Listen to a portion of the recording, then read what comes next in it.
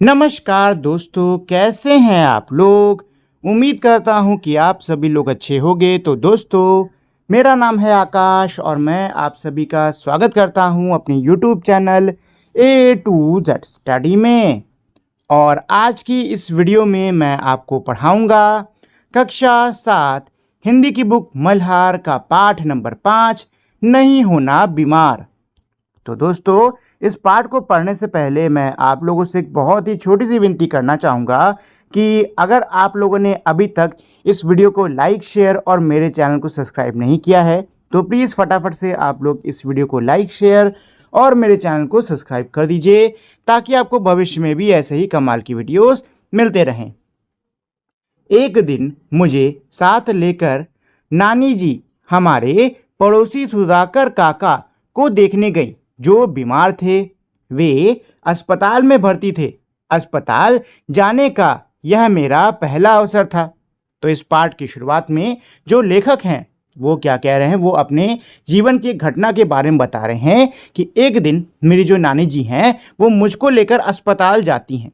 ठीक है, ये पहली बार था अपने जीवन में कि जो लेखक है वो अस्पताल जा रहे थे। और ये लोग अस्पताल क्यों गए थे? क्योंकि इनके पड़ोस के जो सुधाकर काका हैं वो अस्पताल में भर्ती थे, तो नानी जी इनको लेकर उनको देखने गई थी। एक बड़े से वार्ड में कई एक जैसे पलंग लाइन से लगे हुए थे। अब अस्पताल जाकर इन्होंने क्या देखा उसके बारे में बता रहे हैं कि एक बहुत बड़ा सा वार्ड था, एक बहुत बड़ा सा कमरा था जिसमें एक जैसे दिखने वाले बहुत सारे बिस्तर, पलंग मतलब बिस्तर एक कतार में इस तरीके से एक लाइन में लगे हुए थे। सब पर एक जैसी सफ़ेद चादर और लाल कंबल, और सभी के ऊपर एक जैसी दिखने वाली सफ़ेद रंग की चादर थी और लाल रंग का कंबल था। सफ़ेद दीवारें, ऊंची छत, खिड़कियों पर हरे पर्दे और फर्श एकदम चमकता हुआ।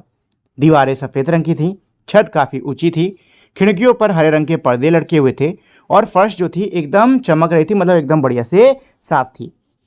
एक पलंग पर सुधाकर काका लेटे हुए थे।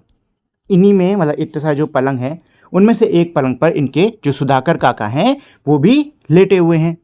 एकदम पास पहुंचने पर दिखाई दिया। जब सारे बिस्तर एक से थे ना तो पहचान में नहीं आता कौन किस पे कौन लेटा हुआ है। तो जब ये पास पहुंचे तब इनको पहचान में आया कि अरे ये तो हमारे सुधाकर काका ही हैं। हमें देखकर सुधाकर काका जैसे खुश हो गए, मतलब हम लोग को देखकर इनके जो सुधाकर काका हैं बहुत ज़्यादा खुश हो गए कि चलो भाई कोई तो मिलने आया। नानी जी ने उनके सिर पर हाथ फेरा और उनके सिरहने खड़ी हो गईं और हाल चाल पूछने लगी। क्या कह रहे हैं कि नानी जी ने उनके सिर के ऊपर हाथ फेरा, मतलब सिर के ऊपर हाथ रखा और उनके सिर के पास में खड़ी हो गई और मतलब जहाँ सिर रखते हैं बिस्तर के जिस हिस्से पे उसके पास खड़ी हो गई और हालचाल पूछने लगी कि बताओ बेटा कैसे हो, तबीयत कैसी है, ये सब। अस्पताल का माहौल मुझे बहुत ही अच्छा लग रहा था। क्या कह रहे हैं कि जो अस्पताल का ये जो माहौल है ये इनको, लेखक को बहुत पसंद आ रहा था। बड़ी बड़ी खिड़कियों के पास हरे हरे पेड़ झूम रहे थे। बड़ी बड़ी खिड़कियों के पास में, मतलब खिड़कियां जो हैं उनके बाहर बड़े बड़े पेड़ जो हैं वो हवा में खूब झूम रहे थे। ना ट्रैफिक का शोरगुल, ना धूल, ना मच्छर मक्खी। ना ही तो ट्रैफिक का हल्ला गुल्ला था, ना ही कहीं धूल उड़ रही थी और ना ही तो मच्छर और मक्खी परेशान कर रही थी किसी को। सिर्फ लोगों के धीरे धीरे बातचीत करने की धीमी धीमी गुनगुन, बाकी एकदम शांति। सिर्फ लोगों के बात करने की धीमी धीमी आवाज़ थी, बाकी एकदम शांति थी। ठीक है ना, धीमी धीमी आवाज़ हो रही थी, बाकी एकदम पूरी शांति छाई हुई थी। तभी सफ़ेद कपड़े में एक नर्स आई। तभी सफ़ेद रंग के कपड़े पहने हुए एक नर्स आती हैं। नर्स किनको कहते हैं? जो कि अस्पताल में होती हैं, वो मरीजों की सहायता करती हैं, डॉक्टरों की सहायता करती हैं, मतलब वो सहायक होती हैं, सभी की सहायता करती हैं। नर्स ने नानी जी को देखकर अभिवादन से सिर हिलाया। नर्स ने नानी जी को देखकर अभिवादन, अभिवादन मतलब क्या होता है? हेलो हाय करना। ठीक है, तो ऐसे ही हेलो हाय में उन्होंने अपना सिर हिलाया और काका को दवाई खिलाई। और काका जी को उसके बाद नर्स ने दवा खिला दी। नानी जी काका के लिए साबूदाने की खीर बनाकर लाई थी। नानी जी ने काका जी के लिए साबूदाने की खीर बनाई थी, वो इनके लिए लेकर आई थी। नर्स से पूछा कि खिला दूं क्या? उन्होंने नर्स से पूछा कि इनको ये खीर खिला दें कि नहीं खिला दें, मतलब अभी रुकना है, खिलाना है, क्या करना है। नर्स के हाँ कहने पर उनके जाने के बाद नानी जी ने चम्मच से धीरे धीरे काका को साबूदाने की खीर खिलाई। नर्स ने जब हाँ कहा तो हाँ कहने के बाद में नर्स वहाँ से चली गई। नर्स के जाने के बाद में जो नानी जी हैं उन्होंने चम्मच से धीरे धीरे करके काका को ये साबूदाने की खीर खिलाई। काका ने बहुत स्वाद लेकर खीर खाई और काका ने भी खूब स्वाद लेकर इस खीर को खाया, मतलब उनको भी ये खीर बहुत पसंद आई। क्या ठाठ हैं बीमारों के भी। अब जो लेखक है वो सोच रहे हैं क्या ठाठ हैं, एकदम आराम से लेटे हुए हैं, लेटे लेटे हर कोई हालचाल पूछ रहा है, हर कोई देखभाल कर रहा है, हर कोई खिला रहा है। ठीक है, तो ऐसे जो ख्याल है लेखक के मन में आ रहे हैं। मैंने सोचा, लेखक ने सोचा, ठाठ से साफ सुथरे बिस्तर पर लेटे रहो और साबूदाने की खीर खाते रहो। काश सुधाकर काका की जगह मैं होता, मैं कब बीमार पड़ूंगा। जो लेखक हैं वो यही सोच रहे कि भाई आराम से बिस्तर पर पड़े रहो, कोई दिक्कत नहीं, साफ सुथरा एकदम चमकता हुआ बढ़िया सा बिस्तर है, साबूदाने की खीर खाने को मिल रही है। काश सुधाकर चाचा की जगह मैं होता। कौन सोच रहे हैं? लेखक सोच रहे हैं। अब ये सोचे कि मैं कब बीमार पड़ूंगा, काश मैं भी बीमार पड़ जाऊं ताकि लोग मेरा भी ऐसे ध्यान रखें। कुछ रोज बाद एक दिन मेरे स्कूल जाने का मन नहीं किया। क्या कह रहे? कुछ दिनों बाद इनके स्कूल जाने की इच्छा नहीं हुई। मैंने होमवर्क भी नहीं किया था और इन्होंने जो स्कूल में होमवर्क यानी स्कूल में जो काम मिला था घर के लिए वो भी इन्होंने नहीं करा। स्कूल जाता तो ज़रूर सज़ा मिलती, अगर स्कूल जाते तो इनको सज़ा ज़रूर मिलती। मैंने सोचा बीमार पड़ने के लिए आज का दिन बिल्कुल ठीक रहेगा। तो इन्होंने सोचा कि बीमार पड़ने के लिए आज का दिन एकदम सही है, अगर बीमार पड़ जाऊंगा तो स्कूल भी नहीं जाना पड़ेगा, है कि नहीं, और सज़ा से भी बच जाऊंगा। चलो बीमार पड़ जाते हैं, चलो बीमार पड़ जाते हैं। इन्होंने सोचा कि चलो भाई अब समय है, अब हम लोग बीमार पड़ जाते हैं, अब बीमार हो जाते हैं, बढ़िया से स्कूल जाने को नहीं मिलेगा और खूब देखभाल भी होगी। मैं रजाई से निकला ही नहीं, नानी जी उठाने आई तो मैंने कहा मैं आज बीमार हूँ। ये रजाई से नहीं निकलते हैं, ठीक है, रजाई में लेटे रहते हैं। नानी जब इनको उठाने के लिए आती हैं तो ये उनसे कहते हैं कि मेरी तबीयत खराब है, मैं बीमार हूँ। क्या हो गया? नानी पूछ रही हैं, ये नानी पूछ रही हैं कि बताओ बेटा क्या हो गया। मेरे सिर में दर्द हो रहा है, पेट भी दुख रहा है और मुझे बुखार भी है। इन्होंने कहा कि मेरे सिर में बहुत दर्द है, पेट में भी दर्द हो रहा है और मुझे बुखार भी लग रहा है। नानी जी चली गई। ये सुनने के बाद में जो नानी जी हैं वहाँ से वो चली जाती हैं। मैं रजाई में पड़ा घर में चल रही गतिविधियों का अनुमान लगाता रहा। ये रजाई में ही लेटे लेटे घर में जो भी गतिविधियां हो रही हैं, घर में जो भी काम हो रहे हैं, उनका अनुमान लगाते रहे कि अब ये हो रहा होगा, अब ये हो रहा होगा, अब ये हो रहा होगा। अब छोटे मामा नहाकर निकले। अब कुसुम मौसी रोज की तरह नाश्ता छोड़कर कॉलेज बस पकड़ने भागी। अब मुन्ना अपना जूता ढूंढ रहा है। अब छोटे मामा ने साइकिल उठाई। अब सब चले गए।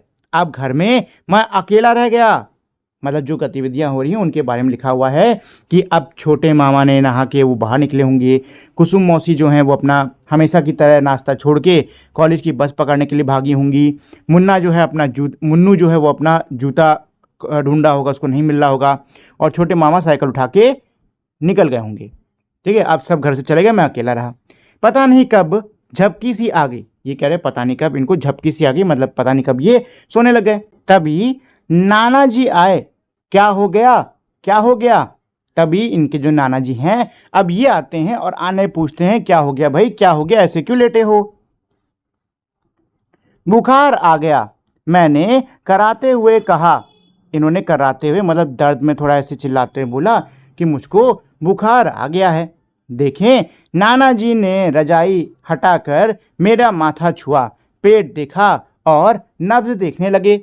नाना जी का अच्छा देखें, नाना जी ने रजाई हटाई, रजाई हटाने के बाद में इनके माथे को छुआ, पेट देखा और मतलब पेट दबा के और बाकी सब देखा, और साथ में नब्ज यानी कि हाथ भी कलाई पकड़ के भी देखने लग गए। इस बीच नानी जी भी आ गईं। इसी बीच में नानी जी भी आ जाती हैं। क्या हुआ? नानी जी ने पूछा।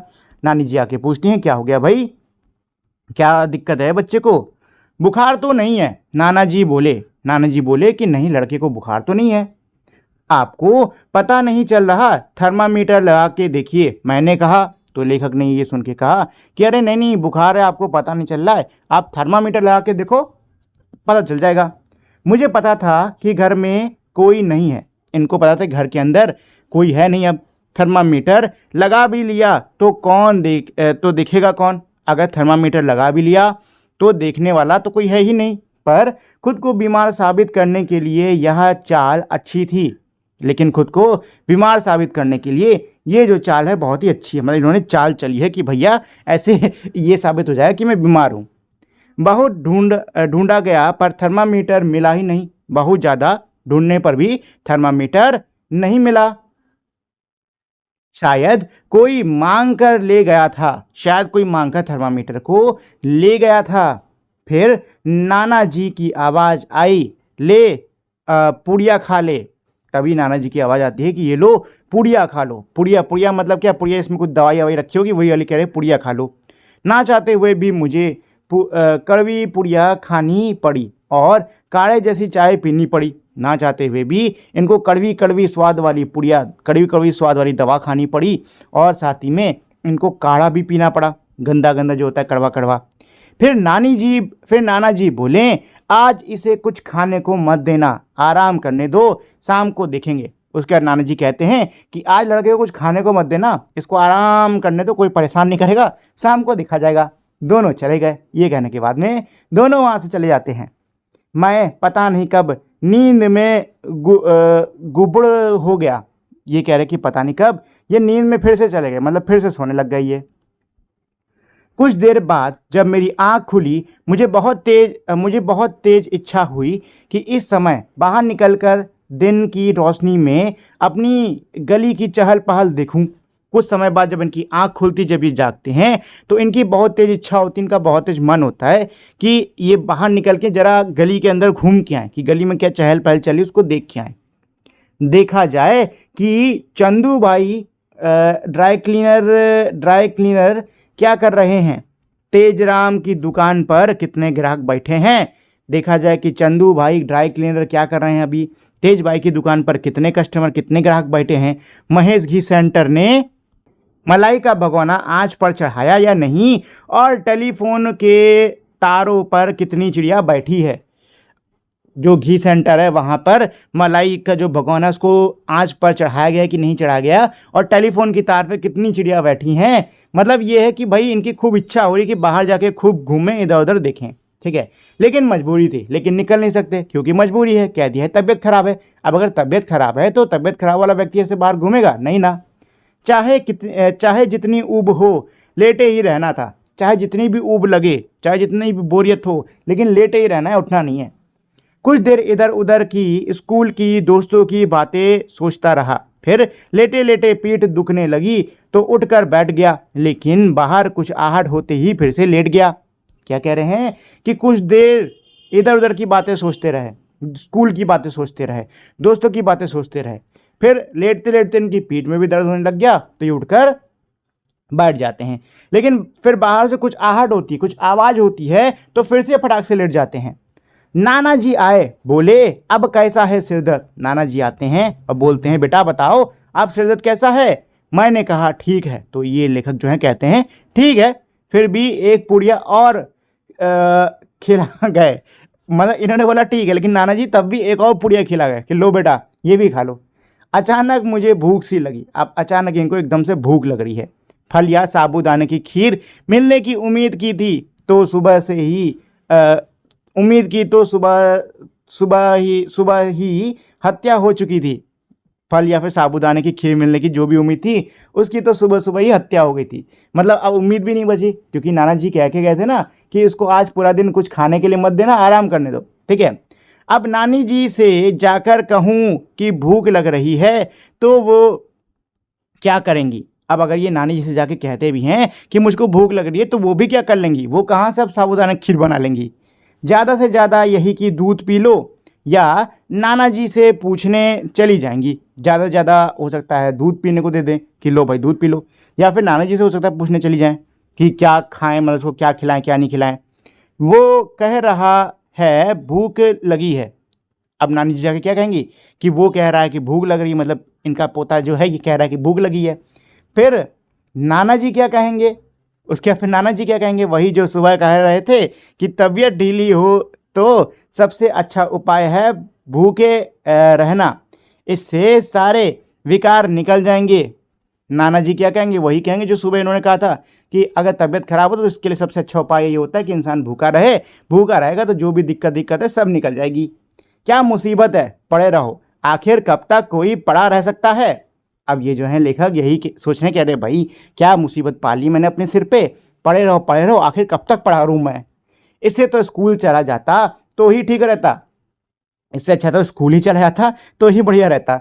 सज़ा मिलती तो मिल जाती, सज़ा मिलनी होती तो मिल जाती, होने दो, मिलने दो सज़ा। कितनी मज़ा आता, कितना मज़ा आता जब रिसेस में ठेले पर जाकर नमक मिर्चे लगे अमरूद खाते कटर कटर। क्या कह रहे हैं कि भाई कितना मज़ा आता जब रिसेस के टाइम पे यानी कि लंच के टाइम पर जाते बढ़िया बाहर ठेले पर और नमक मिर्च लगे हुए अच्छा सा बढ़िया वाला अमरूद खाते, कटर कटर उसके खूब दाने बोलते, मज़ा आ जाता खाकर। फिर झपकी लग गई, मतलब ये खाने पीने की खूब चीज़ सोच रहे हैं और इतने में इनको फिर से नींद आ जाती है, फिर से इनकी झपकी लग जाती है। लेकिन भूख के कारण ठीक से नींद भी नहीं आ रही थी, लेकिन भूख इतनी लग रही थी कि अब तो नींद भी सही से नहीं आ रही है और आंख जरा लगती भी तो खाने की चीज़ें दिखाई देती, और कहीं अगर आंख लग भी जाती तो इनको सपने भी खाने के आने लग जाते हैं।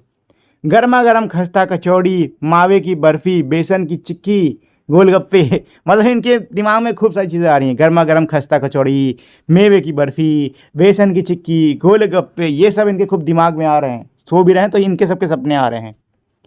और सबसे ऊपर साबूदाने की खीर, और सबसे ऊपर रहता भैया साबूदाने की खीर। पता नहीं क्यों साबूदाने की खीर सिर्फ उपवास और बीमारी में ही बनाई जाती है। ये कह रहे पता नहीं क्यों साबूदाने की खीर सिर्फ और सिर्फ जब किसी का व्रत होता है तभी बनती है, या फिर कोई बीमार होता है तभी बनती है। जैसे गुजिया सिर्फ होली दिवाली और पंजीरी सिर्फ पूर्णिमा के दिन बनाई जाती है। क्यों? क्या ये चीज़ जब इच्छा हो तब नहीं बनाई जा सकती? कोई मना करता है क्या? क्या कह रहे हैं कि भाई जिस तरीके से होली में गुजिया बनती है, पंजीरी सिर्फ पूर्णिमा पे ही बनती है, वैसे ही साबूदाने की खीर भी तभी क्यों बन रही है जब कोई बीमार पड़ रहा है या व्रत पड़ रहा है। बिना उसके इच्छा से इंसान नहीं बना सकता क्या अपनी? और कोई मना करता है अगर कोई बना ले, ऐसा इनके मन में ख्याल चल रहा है। हे भगवान, यह तो अच्छी खासी बोरियत हो गई। अब ये क्या करे, हे भगवान ये तो अच्छी खासी बोरियत कर ली, मतलब अब ये भी कोस रहे हैं कि इनको ये नहीं करना चाहिए था। पूरा दिन कोई कैसे लेटा रहे, पूरा दिन आखिर इंसान कोई लेटा है तो कैसे लेटा रहे। और शाम को, क्या शाम को भी नाना जी बाहर जाने देंगे? अब ये सोच रहा है कि और शाम को, अब क्या शाम को नाना जी बाहर जाने देंगे कि नहीं देंगे? मतलब ये बच्चा ये सोच रहा है कि शाम को बाहर जाने को मिलेगा भी कि नहीं मिलेगा। सारे बच्चे हल्ला मचाते हुए आंगन में खेल रहे होंगे और मैं बिस्तर पर पता झक मार रहा हूँगा। तो ये क्या कह रहे हैं कि सारे बच्चे खूब मज़े से आंगन में खेल रहे होंगे और मैं बिस्तर पे पड़ा पड़ा यहाँ पे झक मार रहा हूँगा, मतलब कुछ नहीं कर रहा हूँगा। झक मारने का मतलब क्या होता है? कुछ नहीं करना, ऐसे पड़े रहना। ठीक है, चलो। अकलमंद और बनो बीमार, अब ये खुद को ही कोस रहे हैं, अकलमंद कहीं के और बेईमान बन लो। और आज दिए गए होमवर्क किससे कॉपी मांगेंगे? मैं रुआसा हो गया। अब इनके दिमाग में एक और ख्याल आया कि अब जो आज होमवर्क कराया होगा, अब आज होमवर्क की कॉपी किससे मांगूंगा। अब ये सोच के ये रुआसे हो जाते हैं, मतलब थोड़ा सा इनको रोना सा आ जाता है।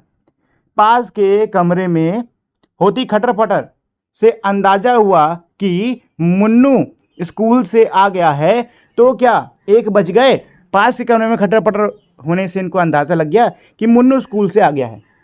मुन्नू आता है 1 बजे, तो इसीलिए अब ये सोच रहे क्या 1 बज गया होगा। अब बर्तनों की आवाज़ आ रही है, अब तो बर्तनों की आवाज़ आनी शुरू हो गई। शायद सब लोग खाना खाने बैठ रहे हैं, शायद सब लोग खाना खाने के लिए बैठ गए। मुन्नू एक बार भी मुझे देखने नहीं आया, मुन्नू मुझे एक बार भी देखने के लिए नहीं आया। आया भी होगा तो दबे पाँव आया होगा और मुझे सोता जान लौट गया होगा। मुन्नू अगर कहीं मुझे देखने आया भी होगा तो दबे पाँव बिना आवाज़ किए हुए आया होगा, और हो सकता है उसको लगा हो कि मैं सो रहा हूँ तो वो फिर लौट गया होगा। वे खाना खा रहे हैं, चबाने की आवाज़ आ रही है। मतलब सोचो लेखक को कितनी ज़्यादा भूख लग रही है कि अब इनको चबाने की आवाज़ तक सुनाई दे रही है। ठीक है ना? तो अब यही कह रहे हैं कि अब वो लोग जरूर खाना खा रहे हैं, मुझे चबाने की आवाज़ आ रही है। लेखक को अब चबाने की आवाज़ आने लग गई। देखो, उन्होंने एक बार भी आकर नहीं पूछा कि तू क्या खाएगा। देखो, उन लोगों ने एक बार भी आकर नहीं पूछा मुझसे कि तुम क्या खाओगे। पूछते तो मैं साबूदाने की खीर ही तो मांगता, अगर पूछ लेते तो ज़्यादा कोई थोड़ा ना मांगता, सिर्फ यही तो मांगता कि साबूदाने की खीर दे दो। कोई ताजमहल तो नहीं मांग लेता। अब यही कह रहे कि भाई अगर आगे कोई पूछ भी लेता कि बेटा क्या खाओगे, तो साबूदाने की खीर ही तो मांगता, कोई ताजमहल थोड़ी ना मांग रहा मैं, ऐसा कह रहे हैं। लेकिन नहीं, भूखे रहो, लेकिन नहीं, भूखे रहो। मतलब अब ये है कि लेखक बढ़िया से परेशान हो चुके हैं, उनको बढ़िया से सबक मिल चुका है इनके इस बहाना बनाने का। इससे सारे विकार नहीं जाएंगे, लेकिन नहीं, भूखे रहो, अगर खा लिया तो सारे विकार, सारी जो शरीर के अंदर दिक्कतें हैं वो जाएंगी नहीं, विकार निकल जाएं, बस विकार निकल जाएं। चाहे इस चक्कर में तुम खुद शिकार हो जाओ, चाहे इस चक्कर में तुम खुद शिकार हो जाओ, लेकिन नहीं, विकार तो निकलने चाहिए। आज क्या खाना बना होगा? अब ये सोचे कि आज खाना क्या बना होगा। खुशबू तो दाल चावल की आ रही है, मतलब अब इनको खुशबू से पता चल रहा है कि भैया क्या बन रहा है। अरहर की दाल में हींग जीरे का बंगार और ऊपर से बारीक कटा हरा धनिया, आधा चम्मच देसी घी, फिर उसमें फिर उसमें उन्होंने नींबू निचोड़ा होगा थोड़ा सा। इस बीमार को भी दे दो कोई। मतलब अब इनको खूब बढ़िया से पूरे ख्याल आ रहा है कि अच्छा खाना ऐसे बना होगा, दाल चावल ऐसे, अरहर की दाल होगी, बढ़िया हींग और जीरे का बढ़िया से तड़का लगा होगा उसमें, और फिर ऊपर से धनिया काटा होगा, मतलब धनिया काट के डाला होगा, आधा चम्मच घी भी होगा बढ़िया वाला, नींबू निचोड़ा होगा, कितना बेहतरीन, कितना अच्छा स्वाद आएगा, कोई इस बेचारे भूखे को भी दे दो, ऐसा ये लेखक सोच रहे हैं। लेकिन खुशबू तो किसी और चीज़ की है। अब ये कह रहे लेकिन खुशबू तो किसी और चीज़ की आ रही है। क्या हरी मिर्च तली गई, हरी मिर्चें तली गई हैं क्या? उससे दाल चावल में मसल कर खा रहे हैं क्या? उसको दाल चावल में मसल के खाया जा रहा है। जब रहा नहीं गया तो मैं रजाई फेंक कर खड़ा हो गया। अब इनसे रहा नहीं गया तो इन्होंने रजाई वजाई सब एक तरफ फेंकी और ये खड़े हो गए कि अब बस बहुत हुआ, हम तो जा रहे बाहर। दबे पांव दरवाजे तक गए और चुपके से झांक कर देखा। दबे पांव दरवाजे तक जाते हैं और बाहर झांक कर देखते हैं। हाँ, दाल चावल तली हुई मिर्ची, हाँ, दाल चावल और तली हुई मिर्ची ही है खाने में। लेकिन मुन्नू आम चूस रहा था, लेकिन मुन्नू जो है वो बैठ के बढ़िया आम चूस रहा है। आम इस मौसम में? अब ये सोच में पड़ गए कि आम इस मौसम में, क्योंकि उन्होंने रजाई ओढ़ रखी है और रजाई कब ओढ़ी जाती है? सर्दियों के मौसम में, ठीक है। और आम कब आता है? गर्मी के मौसम में। तो अब यही सोच रहे कि आम इस मौसम में कहाँ से आम आ गया भाई? जरूर बम्बई वाले चाचा जी ने भेजा होगा, जरूर बम्बई वाले जो चाचा जी हैं उन्होंने भेजा होगा। कैसे चूस रहा है, पूरी गुठली मुंह में ठूंस ली। अब उसको देखते देखते इसको गुस्सा आ रहा है, मतलब लेखक को गुस्सा आ रहा है, कह रहे देखो कैसे चूसे पड़ा है, मार पूरी गुठली ही मुंह में ठूंस ली इसने तो, जैसे आम कभी देखा ही ना हो, बुक्कड़ की तरह एकदम ठूंसे पड़ा है ये। पूरा हाथ भी सन रहा है, पूरा हाथ गंदा कर लिया इसने। मैं जलन, गुस्से और कुड़न में पाँव पटकाता वापस बिस्तर में आ गया। ये जलन में, गुस्से में, कुड़न में, एकदम गुस्से में अपना पैर पटकते वापस बिस्तर पे आ गए, क्योंकि निकल तो सकते नहीं, बहाना बनाया है। उस पूरे दिन मुझे भूखे पेट ही रहना पड़ा, पूरे दिन तक इनको भूखे पेट रहना पड़ा, कुछ खाने को नहीं मिला। सारे विकार निकल गए, इनके सारे विकार, जो भी कमियां, जो भी इनको दिक्कतें थी, सारी की सारी अच्छे से निकल गई, ठीक है।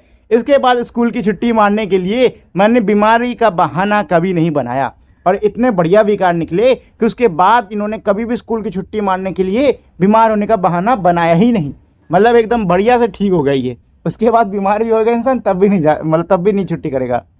चलो जी, तो ये है हमारा पूरा पाठ। इसके लेखक हैं स्वयं प्रकाश जी, ठीक है। तो ये हमारा बहुत ही मज़ेदार एक पाठ था, मज़ा आ गया पढ़ के। चलिए दोस्तों, तो अब हम लोग इसमें जो हमारे लेखक हैं स्वयं प्रकाश जी, इनके बारे में थोड़ी जानकारी इकट्ठा कर लेते हैं, उसके बाद में हम लोग उसके प्रश्न उत्तर पर आएंगे, ठीक है। चलिए, स्वयं प्रकाश हिंदी के जाने माने लेखक थे। उनकी कहानियाँ बच्चों और बड़ों के दिलों को छू जाती थीं। स्वयं प्रकाश की कहानियाँ पढ़ते हुए लगता था मानो वे हमारे ही जीवन की कहानी है, हमारे ही अनुभव उन्होंने लिख दिए। उन्होंने बच्चों के लिए कई मनोरंजक कहानियाँ लिखी हैं, जिसमें उनकी साहसिक कारनामे, मित्रता और जीवन के छोटे छोटे लेकिन महत्वपूर्ण पहलुओं को बड़ी रोचकता से प्रस्तुत किया गया है। देखो, यहाँ पे हम लोग स्वयं प्रकाश जी के बारे में पढ़ रहे हैं, जिनका जन्म 1947 में हुआ है और इनकी मृत्यु 2019 में हुई है। स्वयं प्रकाश जी हिंदी के एक बहुत बड़े लेखक हैं। इन्होंने बहुत सी कहानियाँ लिखी हैं और इनकी जो कहानियाँ हैं वो बच्चों और बड़ों के दिल को छू जाती हैं। मतलब इनकी कहानियाँ बहुत ही रोचक और मज़ेदार होती हैं। ठीक है, स्वयं प्रकाश जी के जो कहानियाँ हैं उनको पढ़ के ऐसा लगता कि मानो उन्होंने हमारे ही जीवन की कहानी लिख दी हो। इनकी जो कहानियाँ होती हैं वो कैसे होती हैं, जीवन के अनुभव से जुड़ी हुई। ठीक है, बच्चों के लिए इन्होंने इसके अलावा बहुत सारी कहानियाँ लिखी हैं, साहसिक कारनामों की, दोस्ती की, जीवन के छोटे छोटे लेकिन महत्वपूर्ण चीज़ों की ये रोचक रूप में कहानियाँ लिखते थे। स्वयं प्रकाश की कहानियों की विशेषता यह है कि उन्हें पढ़ते समय ऐसा लगता है जैसे कोई पुराना मित्र बातें कर रहा हो। इनकी कहानियों के बारे में एक बहुत ही विशेष बात यह है कि इनकी कहानियों को पढ़ते हुए ऐसा लगता है कि मानो कोई बहुत पुराना दोस्त है जो कि आपसे बातें कर रहा हो। उनकी कहानियाँ न केवल मनोरंजन करती हैं बल्कि सोचने समझने के लिए नई दिशा भी देती हैं। इनकी कहानियाँ ना सिर्फ मनोरंजक है बल्कि सोच में भी इंसान पड़ जाता है। ठीक है ना, इनकी कहानियों को पढ़ के इंसान सोच में पड़ जाता है, सोचने समझने की नई दिशा मिल जाती है। मात्रा और भार, अगली किताब ज्योतिरथ के सारथी, फिनिस्क आदि इनकी रचनाएं हैं। ठीक है, तो ये इनकी कुछ रचनाओं के यहाँ पे नाम दिए हुए हैं। ठीक है दोस्तों, चलिए तो अब हम लोग आते हैं सीधे इसके प्रश्न उत्तर पर। ठीक है, तो देखिए पहला जो हमारा प्रश्न है वो सही विकल्प वाला है। मतलब आपको प्रश्न पढ़ना है और फिर इसमें आपको जो सही उत्तर लगे उस पर आप निशान लगा दीजिएगा। ठीक है, तारे का निशान आपको लगाना होगा। चलिए, तो पहला प्रश्न मेरा क्या है इसमें, बच्चे के विद्यालय ना जाने का मुख्य कारण क्या था। तो बच्चे के स्कूल जाने का मुख्य कारण, स्कूल ना जाने का मुख्य कारण क्या है, उसका विद्यालय जाने का मन नहीं कर रहा। बिल्कुल जी, उसके जाने का मन नहीं कर रहा है। उसको उसका साबूदाने की खीर खाने का मन है। उसने गृह कार्य नहीं किया, उसे बुखार हो गया है। तो साबूदाने की खीर खाने का वैसे मन तो नहीं था, लेकिन उसकी इच्छा थी कि बीमार पड़ रहा है तो शायद उसको मिल जाए। मतलब इच्छा ये है कि उसको साबूदाने की खीर खाने को मिल जाए। ठीक है, और उसने स्कूल का काम नहीं किया था। तो ये दोनों ऑप्शन सही हैं। ठीक है ना। अच्छा दोस्तों, एक और चीज़, मेरे एक प्रश्न में एक से ज़्यादा मेरे विकल्प सही हो सकते हैं। ठीक है, ज़रूरी नहीं एक ही विकल्प सही हो, एक से ज़्यादा सही हो सकते हैं। यहाँ पे ये दोनों सही हैं। ठीक है, चलिए दूसरे प्रश्न पर आते हैं।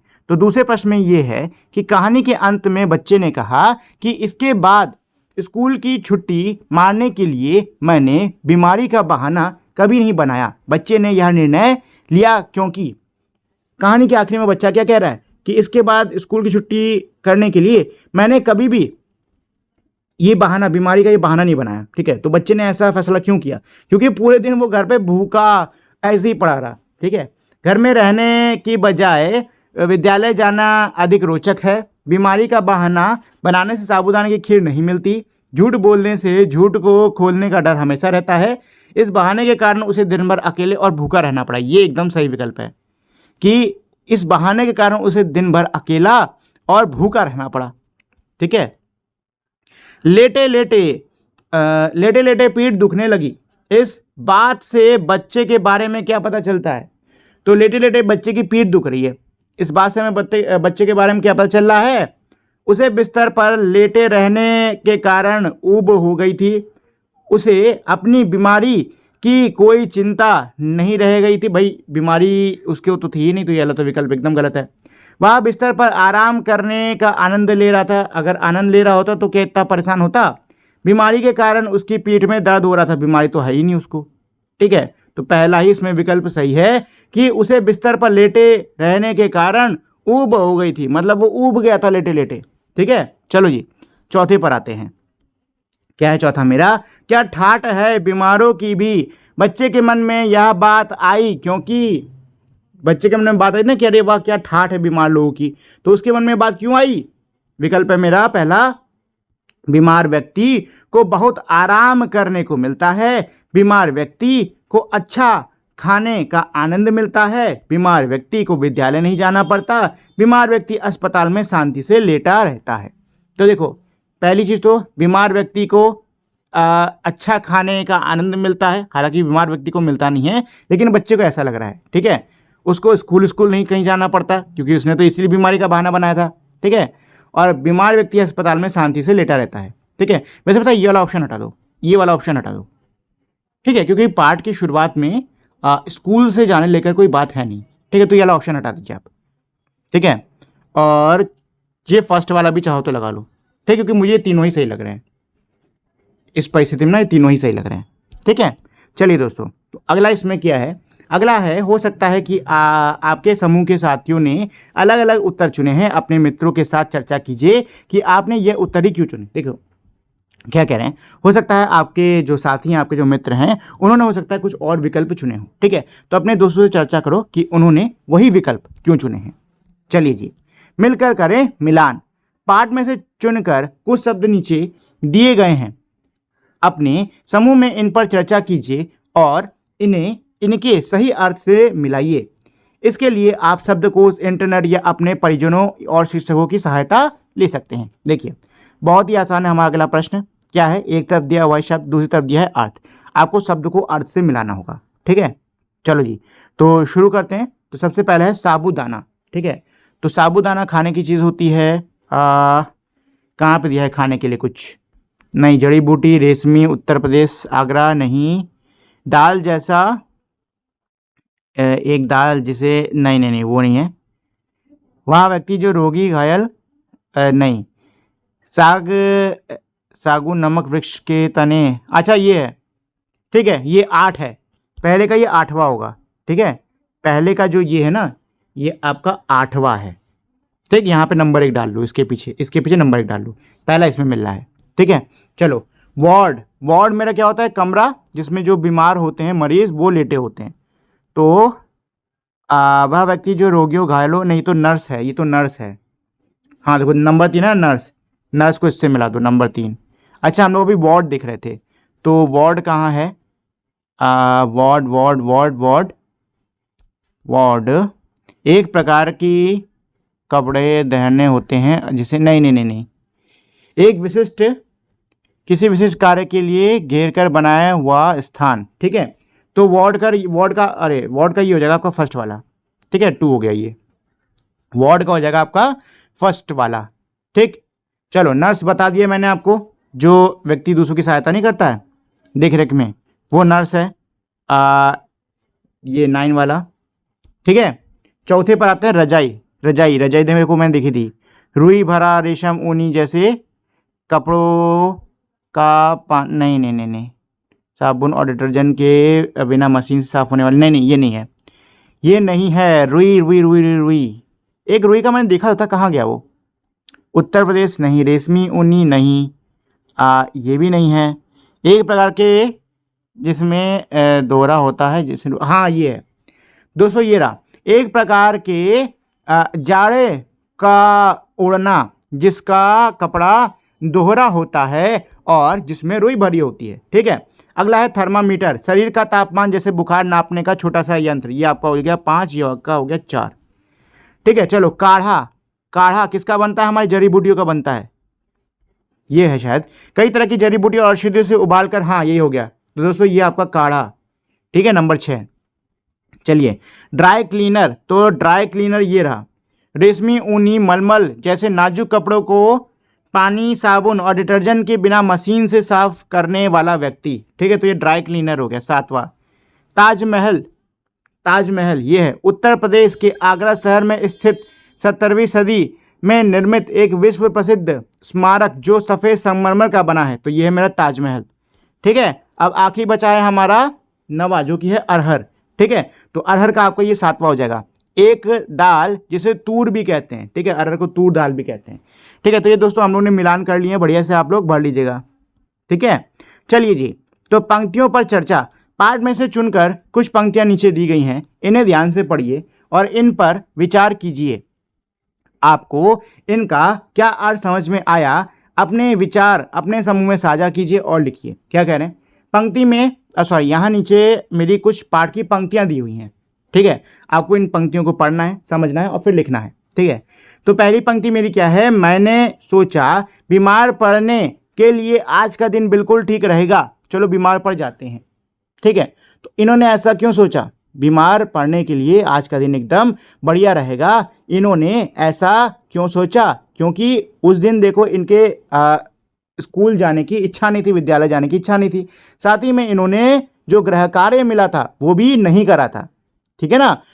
अगर ये जाते तो सजा मिलती। तो इसीलिए इन्होंने सोचा कि आज का दिन बीमार पड़ने के लिए एकदम सही है, आज ही बीमार पड़ने का बहाना कर लेते हैं। ठीक है। अगली पंक्ति है, देखो उन्होंने एक बार भी आकर नहीं पूछा कि तुम क्या खाओगे, पूछते तो साबूदाने की खीर ही तो मांगता, कोई ताजमहल तो मांग नहीं लेता। लेकिन नहीं, भूखे रहो, इससे सारे विकार निकल जाएंगे। विकार निकल जाए बस, चाहे इस चक्कर में तुम खुद शिकार हो जाओ। देखो अब इसका क्या अर्थ है, इसका अर्थ ये है कि पहले तो ये देखो कि ये लेखक कह कब रहे हैं, इन्होंने बहाना बनाया बीमार होने का। ठीक है, तो इनके नाना जी ने आके कहा कि इसको आज पूरे दिन भूखे रहने दो, भूखा रहेगा तो शरीर में जितने भी विकार होंगे, जितनी भी समस्याएं होंगी, सब निकल जाएंगी। ठीक है, ये इन्होंने आके कहा और इस वजह से इनको क्या मिला है, पूरे दिन खाना नहीं मिला है। ठीक, तो अब दोपहर वो आई थी और इनको बहुत जोर की भूख लग रही थी। ठीक है, और गुस्सा भी इनको आ रहा था। तो वही ये इसमें गुस्से में कह रहे थे कि देखो एक बार आके किसी ने पूछा भी नहीं कि बेटा कुछ खाओगे कि नहीं खाओगे, सुबह से ऐसे ही पढ़ा हूँ मैं, और आके कुछ पूछ भी लेते तो ज़्यादा ज़्यादा क्या, साबूदाने की खीर तो मांगता मैं, ये तो कहता नहीं कि लाओ मेरे को ताजमहल ला के दे दो। ठीक है, लेकिन नहीं, इन्होंने मेरे को भूखा सुबह छोड़ दिया, बस क्या है, विकार निकल जाए। इस विकार के चक्कर में कहीं मैं ही शिकार ना बन जाऊं। मतलब ये कह रहे हैं इनको, इनकी बीमार तो है नहीं, तबीयत तो खराब है नहीं, तो यही कह रहे हैं कि इस भूख के चक्कर में कहीं मैं खुद बीमार ना पड़ जाऊं, मतलब वाकई सच्चाई में बीमार ना पड़ जाऊं। तो यही है इसका अर्थ। ठीक है, चलिए सोच विचार के लिए पाठ को एक बार फिर से ध्यान से पढ़िए, पता लगाइए और लिखिए। ठीक है, तो चलो भाई, पाठ को हम लोग ऑलरेडी पढ़ चुके हैं, फिर से नहीं पढ़ेंगे, सीधे देखते हैं कि इसमें पूछ क्या रहे हैं। तो सबसे पहले क्या है मेरा, अस्पताल में बच्चे को कौन कौन सी चीज़ अच्छी लगी और क्यों। तो अस्पताल में बच्चे को कौन कौन सी चीज़ बढ़िया लगी थी और क्यों लगी थी। तो अस्पताल में बच्चे को साफ सफाई, शांति, पेड़ और कम शोरगुल, ये सब बहुत अच्छे लगे थे। ठीक है ना। अगला क्या है, कहानी के अंत में बच्चे को महसूस हुआ कि उसे स्कूल जाना चाहिए था। क्या आपको लगता है कि उसका निर्णय सही था, क्यों। क्या कह रहे हैं, कहानी के आखिर में बच्चे को महसूस हुआ कि उसको स्कूल जाना चाहिए था। अब ये आपसे पूछ रहे हैं कि क्या आपको लगता है कि उसका ये जो फैसला ये सही है, और सही है तो क्यों है। तो भाई मुझे तो एकदम लगता है कि उसका फैसला सही है, उसको जाना चाहिए था। क्यों। हाँ, उसका निर्णय सही था, क्योंकि घर में वो अकेला भूखा रह गया था और उसे बहुत ही ज़्यादा उबासी भी हो रही थी। ठीक है ना, वो बहुत ज़्यादा क्या हो गया था, बोर हो गया था, बोरियत हो रही थी उसको, बहुत ज़्यादा ऊब गया था वो। ठीक है, तो उसे यही महसूस हुआ कि इससे अच्छा क्या होता, स्कूल ही चला जाता। ठीक है, तो इसका उत्तर यही है, हाँ उसका निर्णय एकदम सही था, क्योंकि घर में अकेले भूखे रहकर उसे महसूस हुआ कि स्कूल जाना ज़्यादा अच्छा था। चलिए अगले प्रश्न पर आते हैं। जब बच्चा बीमार पड़ने का बहाना बनाकर बिस्तर पर लेटा रहा तो उसके मन में कौन कौन से भाव आ रहे थे। जब बच्चा बीमार होने का बहाना बना के बिस्तर पर लेटा हुआ था तो उसके मन में कौन कौन से भाव आ रहे थे। तो उसके मन में बहुत सारे भाव आ रहे थे। ठीक है, जैसे कि सबसे पहले तो डर था उसके मन में कि शुरुआत में आके कोई बोलना नहीं तुम एकदम सही हो जाओ। ठीक है, उसके बाद में फिर दुख हुआ कि नहीं ऐसा नहीं करना चाहिए था, भूख भी लगने लगी, अकेलापन भी हुआ। जब बाकियों को खाते हुए इसने सुना तो उसे जलन होने लग गई कि अरे देखो ये लोग खा रहे हैं, मेरे को ऐसे ही छोड़ दिया। और आखिर में इसको पछतावा भी खूब हुआ कि अरे यार इससे बढ़िया चले जाते स्कूल, ज़्यादा सही रहता। ठीक है ना, तो इसका जो उत्तर है वो यही होने वाला है कि उसके मन में डर, दुख, अकेलापन, ईर्ष्या, भूख और पछतावे जैसे भाव आ रहे थे। ठीक है ना। चलिए, तो यहाँ पे संकेत क्या करें, मन में उत्पन्न होने वाले। अच्छा चाहिए, इसी के लिए बोल रहे हैं।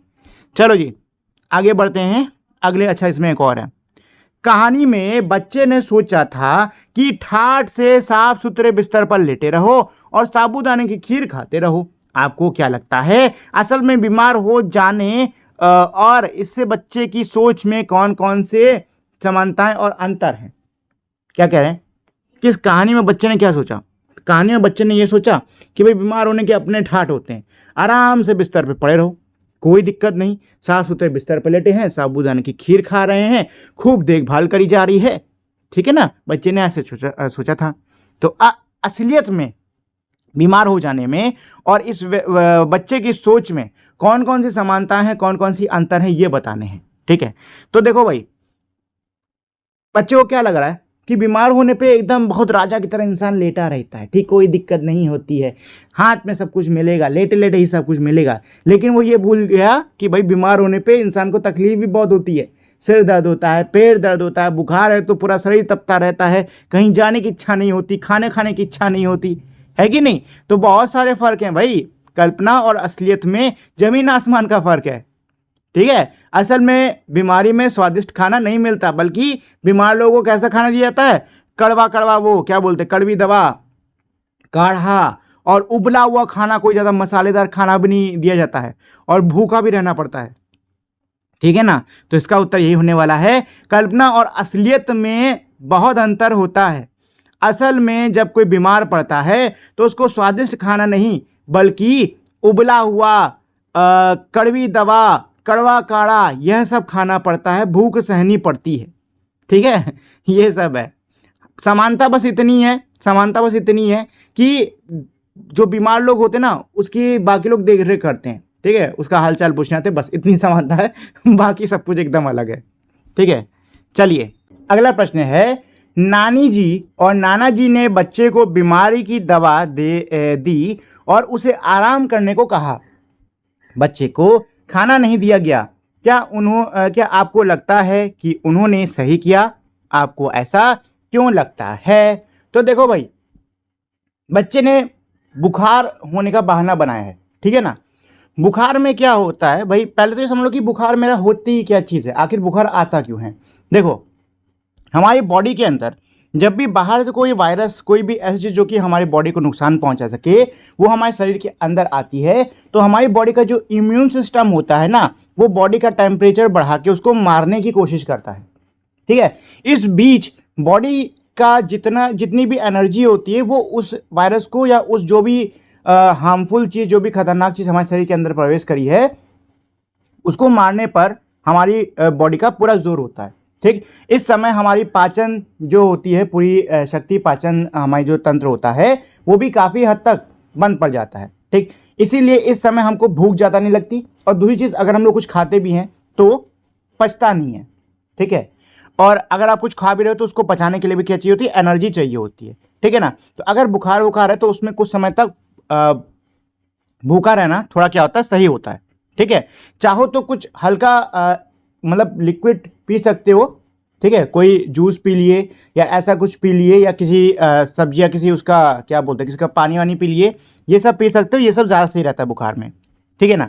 तो इसका यही उत्तर होने वाला है, हाँ, उन्होंने सही किया, क्योंकि वे सोच रहे थे कि बच्चा सचमुच में बीमार है और भूखे रहने से स्वास्थ्य में लाभ होता है, ठीक है। तो यही इसका उत्तर हो जाएगा, ठीक है जी। चलिए आगे इस पे चलते हैं, अनुमान और कल्पना से। पहला क्या है, कहानी के अंत में बच्चा नाना जी और नानी जी को सब कुछ सच सच बताने का निर्णय कर लेता तो कहानी में आगे क्या होता। अगर कहानी के आखिर में बच्चा नाना जी और नानी जी को सब कुछ सच बताने का फैसला कर लेता, तो बताओ कहानी में आगे क्या होता। तो देखो, दो चीज़ें हो सकती थी, या फिर तो नाना जी नानी जी गुस्से में उसको अच्छे से कूट देते कि तुमने झूठ क्यों बोला, ठीक है, हम लोग कितना परेशान थे सुबह से। और या फिर तो हो सकता है कि उसको कहते चलो ठीक है, कोई बात नहीं, तुम्हारी इच्छा नहीं थी, लेकिन ऐसे बीमार हो, मतलब बीमारी का बहाना मत बनाया करो, ये गलत बात है, तुम्हें अगर स्कूल जाने की इच्छा ना हो तो तुम आके सामने से कह सकते हो, ठीक। तो दो चीज़ तो होनी थी, या फिर तो वो प्यार से उसको समझाते, या फिर तो वो कूट देते, ठीक है। तो इन्हीं दोनों में से कोई चीज़ होनी चाहिए, ठीक। तो यही इसका उत्तर होगा। यदि बच्चा सब सच सच बता देता तो हो सकता है उसको दंड मिलता या फिर ना मिलता, झूठ बोलने का दंड या फिर मिल सकता था या फिर नहीं मिलता, कम से कम उसको दिन भर भूखा नहीं रहना पड़ता, ठीक है, बस ये हो सकता था। चलो आगे बढ़ते हैं, इसमें आते हैं अगले प्रश्न पर। कहानी में बच्चे की नानी जी के स्थान पर आप हैं। आप सारे नाटक को समझ गए, लेकिन चाहते हैं कि बच्चा सारी बात आपको स्वयं बता दे। अब आप क्या करेंगे, क्या कह रहे हैं, मान लो कहानी में नानी जी की जगह पे आप लोग हो, ठीक है। आपको बच्चे का नाटक समझ में आ गया कि लड़का जो है बहाना बना रहा है, ठीक है, स्कूल नहीं जाना चाह रहा, लेकिन आप ये चाह रहे हो कि बच्चा खुद आके आपको सच्चाई बताए, तो आप क्या करोगे, ठीक है। तो अगर आप नानी जी की जगह पर होते, अगर हम लोग नानी जी की जगह पर होते तो क्या करते, बच्चे से धीरे धीरे सच निकलवाने की कोशिश करते, ठीक है, कि भूख लग रही होगी, नहीं तो उसके सामने बैठ के खाना खाने लग जाते, बढ़िया बढ़िया, खुद ही लालच आता, खुद ही उठ के आता, अरे नहीं मेरी तबीयत कुछ खराब नहीं है, मैं तो झूठ बोल रहा था। ठीक है, तो ये सब कर सकते हो आप। चलो अगले प्रश्न पर आते हैं। कहानी में बच्चे के स्थान पर आप हैं और घर में अकेले हैं। अब आप उबने से बचने के लिए क्या क्या करेंगे? कह रहे कि भाई कहानी में जो बच्चा है उसकी जगह पे मान लो आप लोग हो, ठीक है, और आप घर में अकेले हो। अब आपको उबन बहुत हो रही है क्योंकि घर में कुछ है नहीं करने को, अकेले हो, उबन बहुत हो रही है। तो उबन से बचने के लिए आप लोग क्या क्या करोगे? तो उबन से बचने के लिए कुछ भी कर सकते हैं, ठीक है, जैसे कि कुछ ड्रॉ करने लग गए, नहीं तो पढ़ाई ही कर ली, अगर पढ़ाई की इच्छा नहीं तो खिड़की खोल के घर के बाहर देखने लग गए तो उधर, ठीक है, ये सही भी कर सकते हो। चलो अगला मेरा प्रश्न है, कहानी के अंत में बच्चे को लगा कि उसे स्कूल जाना चाहिए था। कल्पना कीजिए अगर वह स्कूल जाता तो उसका दिन कैसा होता। अगले दिन जब वह स्कूल गया होगा तो उसने क्या क्या किया होगा। क्या कह रहे हैं कि भाई कहानी में बच्चा ये सोच रहा है आखिर में कि यार स्कूल जाना चाहिए था, ठीक है। अब कल्पना करो कि अगर उस दिन बच्चा स्कूल जाता तो क्या क्या होता। तो भाई स्कूल जाता तो बढ़िया पढ़ने को मिलता, ठीक है, साथ में रिसेस के टाइम पे अपने दोस्तों के साथ में अमरूद खाता जैसे कि वो सोच रहा था कहानी के अंदर, ठीक है, दोस्तों के साथ मिलता, बतियाता, खूब खेलता, ठीक है, होमवर्क भी मिल जाता और जो उसका काम छूटा था वो भी किसी कॉपी मांग के या कुछ करके वो कर लेता, ठीक है। लेकिन क्योंकि वो नहीं गया तो ये सारा काम नहीं हो पाया, है कि नहीं। अगला मेरा प्रश्न क्या है, कहानी में नाना जी और नानी जी ने बच्चे की बीमारी ठीक करने के लिए उसे दवाई दी और खाने के लिए कुछ नहीं दिया। अगर आप नाना जी और नानी जी की जगह होते तो क्या क्या करते। क्या कह रहे हैं कि भाई कहानी के अंदर नाना जी और नानी जी जो हैं उन्होंने बच्चे को दवाई दी और खाने के लिए कुछ नहीं दिया। अगर आप लोग इनकी जगह पर होते तो क्या करते। ठीक है, देखो अगर मैं होता नाना जी और नानी जी की जगह पर तो उसको एकदम भूखा नहीं रखता, कुछ तो थोड़ा बहुत हल्का सा कुछ तो दे ही देता, ठीक है, चावल का पानी या फिर कोई किसी चीज़ का रस, जूस वूस कुछ तो दे ही देता कि बच्चे के शरीर में कुछ तो पोषण जाए, ठीक है ना, ये सब दे सकता था मैं। चलिए अब आते हैं हम लोग कहानी की रचना, हमारा जो अगला ये है प्रश्न या टॉपिक, इसके ऊपर। अस्पताल का माहौल मुझे बहुत ही अच्छा लग रहा था। बड़ी बड़ी खिड़कियों के पास हरे हरे पेड़ झूम रहे थे। ना ट्रैफिक का शोरगुल, ना धूल, ना मच्छर मक्खी, सिर्फ लोगों के धीरे धीरे बातचीत करने की धीमी धीमी गुनगुन, बाकी एकदम शांति। इन पंक्तियों पर ध्यान दीजिए। इन पंक्तियों में ऐसा लग रहा है मानो हमारी आंखों के सामने अस्पताल का चित्र सा बन गया हो। लेखक ने इसे चित्रात्मक भाषा, लेखन में इसे चित्रात्मक भाषा कहते हैं। अनेक लेखक अपनी रचना को रोचक और सरस बनाने के लिए उपयुक्त स्थानों पर अनेक वस्तुओं, कार्यों, स्थानों आदि का विस्तार में वर्णन करते हैं। क्या कह रहे हैं कि भाई यहाँ पे जो ऊपर मेरी पंक्तियाँ लिखी हुई हैं कि अस्पताल का माहौल बहुत ही अच्छा लगा, बड़ी बड़ी खिड़कियों पे हरे हरे पर्दे थे, उसके बाहर पेड़ झूम रहे थे, ट्रैफिक का कोई शोर नहीं था, ना धूल ना मच्छर मक्खी, एकदम शांति थी, और लोग बस क्या एकदम हल्की हल्की उनकी गुनगुन की आवाज़ आई थी, बातचीत की आवाज़ आई थी, बाकी एकदम शांति थी। ठीक है, तो जब इन पंक्तियों को हम लोग पढ़ रहे हैं तो हमारे मन में ना एक दृश्य सा बन रहा है, ठीक है, कि अस्पताल है, बहुत बड़ी बड़ी खिड़कियां हैं, उस पर पर्दा लटका हुआ है, बाहर से हल्की हल्की हवा आ रही होगी, पर्दा हिल रहा होगा, ठीक है, ऐसे हमारा क्या बन रहा है, एक दृश्य प्रकार का बन रहा है। ठीक है, तो लेखन में इसको हम क्या बोलते हैं, चित्रात्मक भाषा बोलते हैं। मतलब कि इस प्रकार का लेखन जिसको पढ़ने पे आपके मन में कोई चित्र बने, ठीक है ना, तो इसको क्या बोलते हैं, चित्रात्मक भाषा बोलते हैं। लेखक जो हैं इसका इस्तेमाल अपनी रचना को और भी ज़्यादा मज़ेदार बनाने के लिए करते हैं। ठीक है, लेखक ने इस कहानी को सरस और रोचक बनाने के लिए और भी अनेक तरीकों का उपाय किया है। उदाहरण के लिए उन्होंने कहानी में बच्चे द्वारा कल्पना करने का भी प्रयोग किया है। जब बच्चा अकेले लेटे लेटे घर और बाहर के लोगों के बारे में सोच रहा है। इस कहानी में ऐसी कई विशेषताएं छुपी हैं। क्या कह रहे हैं कि लेखक ने इसके अलावा कहानी को रोचक बनाने के लिए और भी कई तरीकों का इस्तेमाल किया है।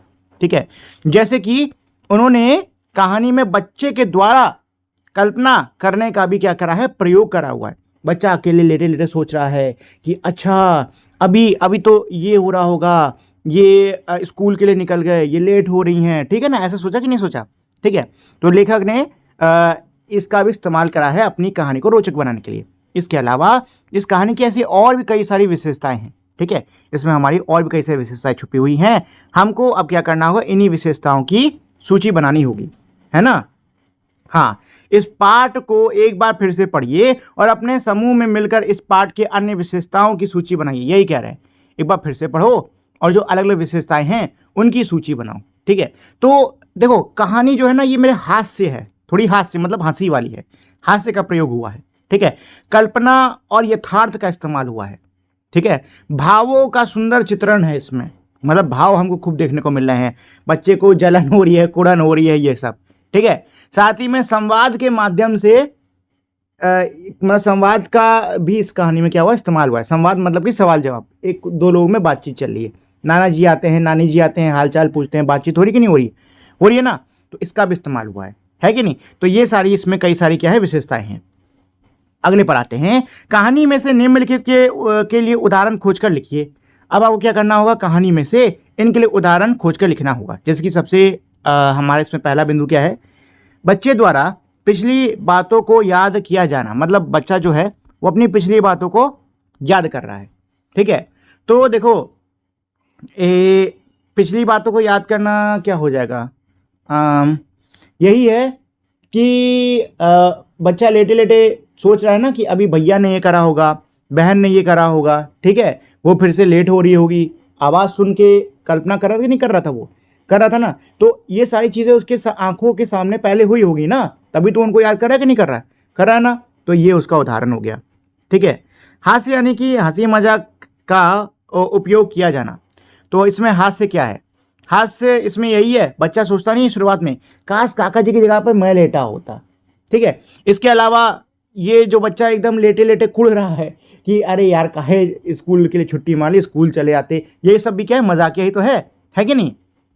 चलो, सोचने के तरीके, बच्चे द्वारा सोचने के तरीके में बदलाव आना, तो भाई सोचने के तरीके में बदलाव आया है कि नहीं आया है पाठ के अंत में। शुरुआत में क्या था कि अरे छुट्टी मारते हैं बढ़िया आराम से, और अंत में क्या था कि अरे भाई काहे बना लिया छुट्टी का बहाना, मतलब बीमारी का बहाना, इससे अच्छा स्कूल है चले जाते, ठीक है कि नहीं। चलो इसके बाद में क्या है, कहानी में किसी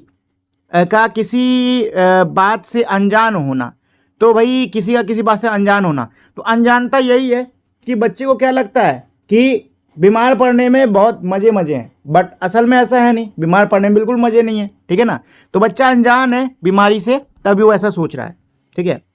बच्चे द्वारा स्वयं से बातें किए जाना, बच्चा खुद से बातें तो कर रहा है कि नहीं कर रहा है, तो खुद से बातें काफ़ी कर रहा है।